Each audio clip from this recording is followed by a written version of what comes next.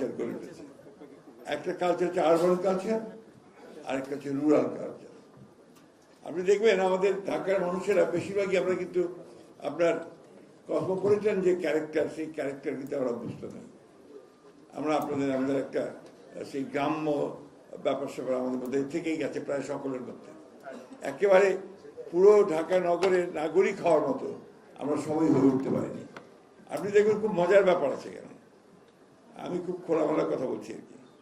আমি যখন ঢাকা শহরে গাড়ি চালাই বা আমার ড্রাইভার যখন গাড়ি চালায়, তখন সে সুযোগ পেয়েই ফাঁক দিয়ে যায়, সমস্ত নিয়ম ভঙ্গ করে দেয়।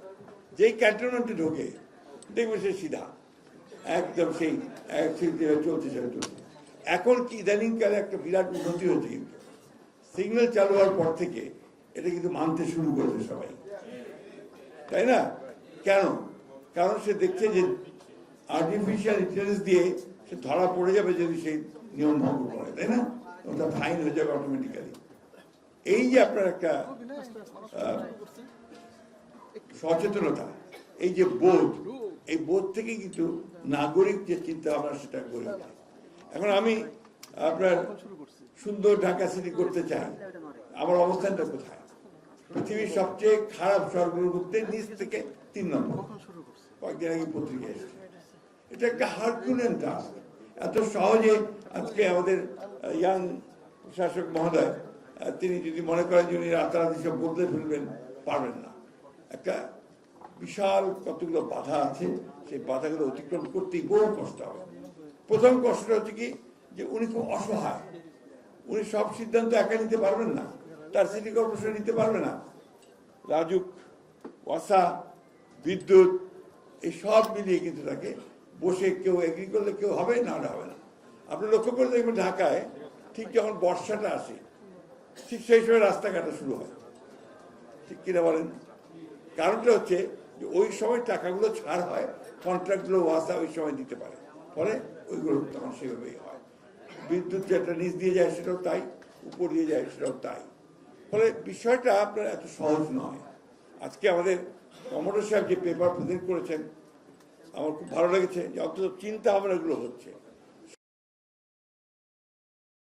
প্রতিমন্ত্রী মহোদয়ের সঙ্গে কথা বলছিলাম যে আনলেস আমরা যদি এই সিটি কর্পোরেশনগুলোকে একটা গভর্নমেন্টে পরিণত করতে না পারি, সরকার হবে সে, এবং সেই নিয়ন্ত্রণ করবে অন্যান্য ডিপার্টমেন্টগুলোকে যেগুলো ঢাকা শহরের জন্য প্রয়োজন, তা না হলে এই সমস্যার সমাধান সহজে হবে।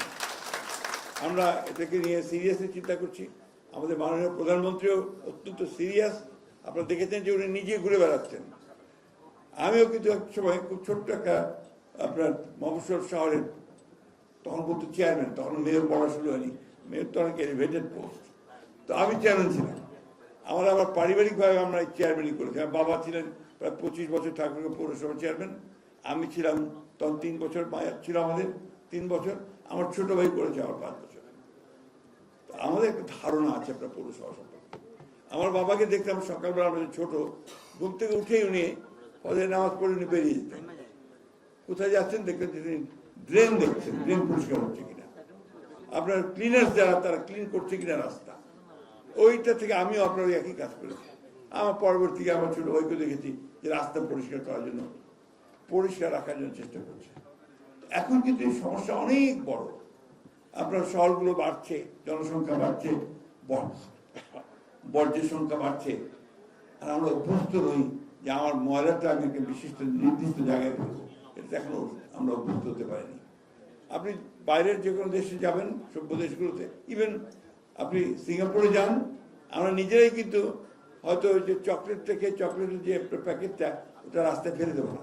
আমি দেখবো যে কোথায় বিন আছে, সেখানে গিয়ে বিনটা ফেলার চেষ্টা করবো। এটা হচ্ছে সচেতনতা, আমার বোধ, আমার চিন্তা ভাবনা। ওই কাজটা সবার আগে করতে হবে। মানুষের মধ্যে এই ধারণা তৈরি করতে হবে যে আমাকে আমার জায়গাটা আমাকে পরিষ্কার রাখতে হবে। আমার আপনাদের এই এলাকাতে আপনারা খুব সৌভাগ্যবান, সমস্ত সচ্ছল লোকদের বেশিরভাগ বনানী, গুলিস্তান, গুলশান, বাড়িধারা, এমনকি আপনার নতুন নতুন যে বসুন্ধরা, নতুন নতুন যে সমস্ত আপনার রেসিডেন্সিয়াল এরিয়াগুলো গড়ে উঠছে, সেখানে কিন্তু সমস্ত শিক্ষিত এবং আপনার সচ্ছল মানুষদের বাস। আপনাদের জন্য অনেক সহজ, যদি আপনারা একটু, আমরা যদি একটু মানুষের মধ্যে সেই সচেতনতা সৃষ্টি করার চেষ্টা করি, একটা মুভমেন্ট তৈরি করি, সেই মুভমেন্টটাকে কিন্তু আপনারা এগিয়ে নিয়ে যেতে হবে। এটাই আমার কাছে মনে হয় যে, আমি এর আগেও বলেছিলাম, আমার কাছে মনে হয় যেটা, যে আমরা যদি প্রাইমারি স্কুলগুলোতে, আমরা কিন্ডারগার্টেনগুলোতে বাচ্চাদের মধ্যে এই ধারণাগুলো সৃষ্টি করতে পারি যে আমাকে পরিষ্কার রাখতে হবে আমার শহর, আমার জায়গা, আমি যে স্কুলে থাকি সেটাকে, তাহলে কিন্তু আমরা অনেক দূরে এগিয়ে যেতে পারবো আমরা। তো সেই কাজগুলো করার জন্য আমাদেরকে ব্যবস্থা নিতে আমি মনে করি যে আজকে আপনারা এই যে সপ্তাহ পালন করুন বলছেন, আমি দেখলাম এক জায়গায়, তো সে সপ্তাহ পালন করলে স্কুলগুলোতে যেতে হবে আমাদের, primary school, kindergarten and schools, তাহলে আমরা অনেক দূর এগিয়ে যেতে পারবো। খাল সব বন্ধ হয়ে গেছে, এটা আমরা জানি সবাই। আমরা যখন কলেজে পড়তাম, ঢাকা কলেজে, তখন আপনার জৌরা মার্কেট, যেটাকে আপনার বাংলা মোটরস, এর পাশে আপনার একটা বিশাল ন্যাচারাল খাল ছিল তখন একটা, ওখান দিয়ে বের হয়ে আপনার হাতি ঝিল যেটা বলছেন আপনার, সেখান দিয়ে বেরিয়ে যেত। এখন তো সমস্ত স্ট্রাকচার হয়ে গেছে, বাড়িঘর তৈরি হয়ে গেছে, সেটা আর নেই।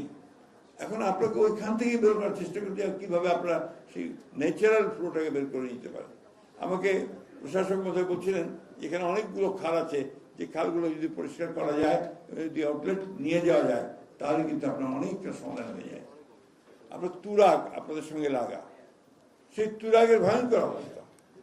একবার দেখলাম যে আপনার সব তুরাগে জমি জমা ভাগ করা, নদীর পাশ দিয়ে ডিমার্কেশন হচ্ছে, তাক দিয়ে দেওয়া হচ্ছে, তার কিছুদিন পরে দেখলাম আবার সেখানে আপনার সেই বালু ফেলা হচ্ছে, সেখানে বাড়িঘর তৈরি করা হচ্ছে।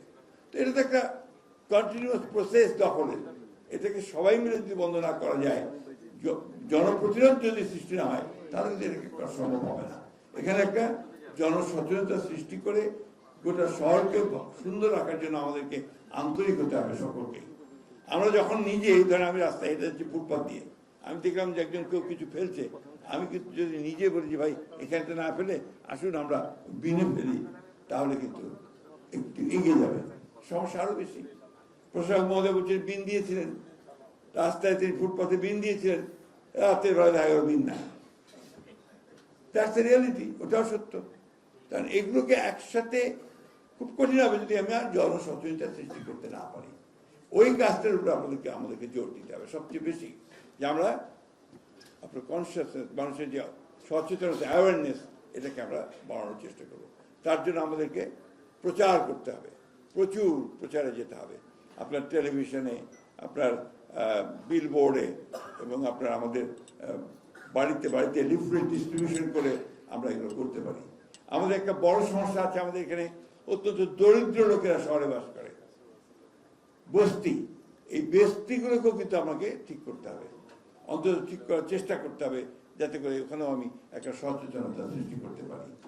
আমি বক্তব্য দীর্ঘ করবো না, আমি শুধু আপনাদেরকে অনুরোধ করব যে আমরা একটা নতুন করে একটা দেশ গড়ার স্বপ্ন দেখছি।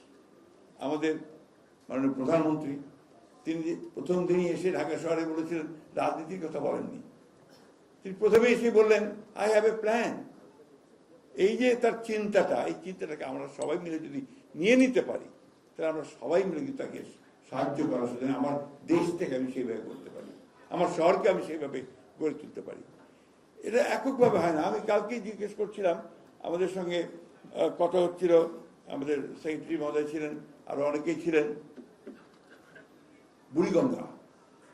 আমি যখন ঢাকা কলেজে পড়ি তখন মিডফোর্ড হসপিটাল ছিল, আমরা আমাদের বন্ধু বান্ধব তখন ওখানেই অনেক সময় ট্রিটমেন্টের জন্য যেত। আমাদের এক বন্ধু ছিলেন যিনি, তার নাকে এক সমস্যা হলো, তো মিডফোর্ডে সার্জারি করবে, বিউটিফুল আপনার কেবিন টেবিল খুব সুন্দর ছিল। আমরা গেছি, ওখান থেকে হঠাৎ করে আমার বন্ধুরা ঠিক করলাম যে আমরা বুড়িগঙ্গায় নৌকায় করে ঘুরবো। পানি এত পরিষ্কার, এত চমৎকার, এখন আপনি ওখানে দাঁড়াতেই পারবেন না গন্ধে, এত বিকট গন্ধ, উৎকট গন্ধ, এবং যা শুনি যে 5-6 মিটার বর্জ্য জমা হয়ে গেছে নিচে। তাই বলে আমরা এটাকে নিয়ে থাকবো? আমি উদ্যোগ নেব, চেষ্টা করছি, মাননীয় প্রধানমন্ত্রীর সঙ্গে কথা হয়েছে যে আমরা এই বুড়িগঙ্গাকে আমরা ঠিক করার কোনো চেষ্টা করতে পারি কিনা, আমরা তুরাগকে ঠিক করার চেষ্টা করতে পারি, কারণ ঢাকা শহর বেঁচে থাকবে কিন্তু এই নদীগুলোর উপরে। আমি আপনাকে বলি, আমাদের প্রজেক্ট আছে পানির, আপনার সুপেয় পানি, এখন এমন অবস্থা হচ্ছে 1000 মিটার নিচে গিয়েও কিন্তু আমি এখন পানি পাচ্ছি না। আমরা এখন মেঘনা থেকে পানি নিয়ে আসার চেষ্টা করছি। এখানে ওয়াসার এমডি সাহেব আছেন, আমরা আছি প্রায় কাজটা প্রায় শেষ হয়েছে। প্রায় কত দেবে এখানে? 50 কোটি। হ্যাঁ, প্রতিদিন 50 কোটি লিটার পানি সেখান থেকে আমরা আনবো। এই কিন্তু একটু মেঘনা থেকে আনতে হচ্ছে অনেক।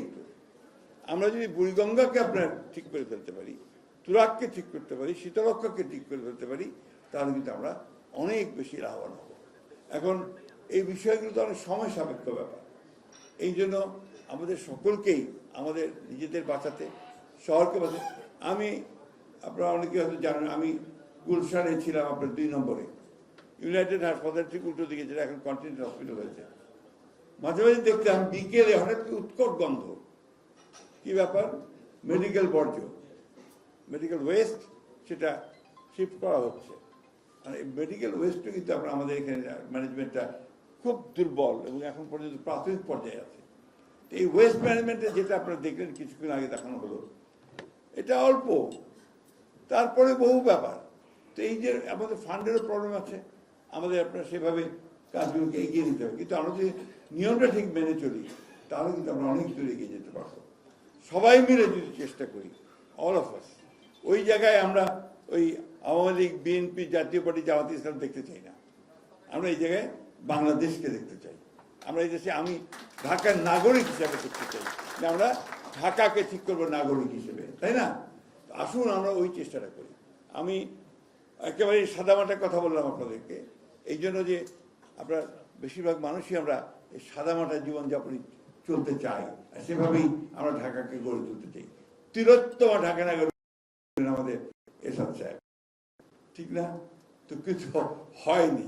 আপনি দেখবেন যে এই ঢাকা এয়ারপোর্টে আসতে আপনার এই ফ্রম বনানী মোড় থেকে ঢাকা এয়ারপোর্টে চায়না থেকে গাছ নিয়ে আসা হতো। ওই গাছগুলোর কি ফেট হয়েছে দেখেছেন আপনারা? কি ফেট সেগুলো, শেষ, প্রায় শেষ। কোনো দরকার নেই তো। আমার এখানে যে গাছ আছে, আমার এখানে যে ফুলের গাছ আছে, আমার এখানে যে ফলের গাছ আছে, সেগুলোকে যদি আমি আপনার অত্যন্ত সুন্দর করে আপনার একটু নিয়ম করে ডিসিপ্লিন রয়েছে আপনার কাজে লাগাই, নিজেরা ঠিক করে দেখি, দেখাশোনা করি, আমাদের সিটি কর্পোরেশনটাকে দেখাশোনা করে, তাহলেই কিন্তু সুন্দরভাবে দেখা যায়। তো ঢাকাকে এমনি আমরা সুন্দর করে তুলতে পারি। যেমন ধর আপনি একটা গ্রামে অনেক সময় গিয়ে দেখবেন যে খুব সুন্দর একটা বাড়ি, চমৎকার বাগান, ফুলের বাগান, তারপরে পেছনে ফলের বাগান।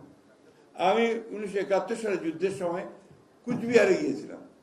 কুচবিহারে গিয়ে দেখে আমি অভিভূত হয়ে গেলাম যে প্রত্যেকটা বাড়ির সামনে একটা ফুলের বাগান। কুচবিহারের মহারাজা নিয়ম করে দিয়েছিলেন যে যে বাড়ি করবে তাকেই বাড়ির সামনে ফুলের বাগান করতে হবে। শহরটা এমনিতেই সুন্দর হয়ে গেছে।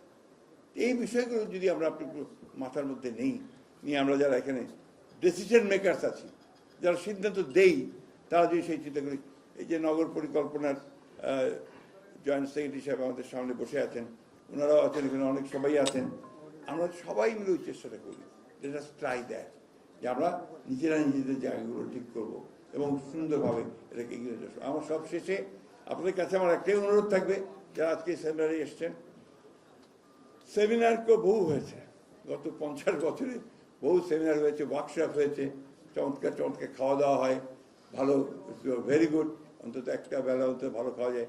কিন্তু কাজটা কিন্তু একটাই, যে আমার শহর আমি পরিষ্কার রাখবো, আমার কাজটা আমি করি, let me do my job, আমারটা আমি পরিষ্কার করি, তাহলে সব পরিষ্কার হবে। আপনাদেরকে অনেক ধন্যবাদ আজকে এই আয়োজন করার জন্য, আমাকে আমন্ত্রণ জানার জন্য, সুযোগ করে দেওয়ার জন্যে। আমি ঢাকা শহরে জন্ম নয় আমার, কিন্তু বেশিরভাগ সময় আমি ঢাকা শহরে থেকেছি, সেই কলেজ জীবন থেকে। আমার বয়স প্রায় এখন 80-র কাছাকাছি। আমি ঢাকা শহরকে সুন্দর দেখতে চাই, কারণ যখন আমি প্রথম আসি ঢাকা শহরে, তখন ফুলবাড়িয়া রেল স্টেশন ছিল। সে ফুলবাড়িয়া রেল স্টেশন নেমে আমি ঘোড়াগাড়িতে উঠতাম, ঘোড়াগাড়িতে হেঁটে 4 আনা পয়সা দিয়ে আমি ঢাকা কলেজ হোস্টেলে যেতাম। সেই দিনগুলো ফেরত পাবো না আমি জানি, কিন্তু কাছাকাছিটা আমরা যেতে পারি, এই জিনিসটা আমরা আপনাদের কাছে অনুরোধ করবো। আসুন, let us all try to build our city, আমাদের নগরটাকে আমরা একটা সুন্দর করে গড়ে তুলি। অনেক ধন্যবাদ। আসসালামু আলাইকুম।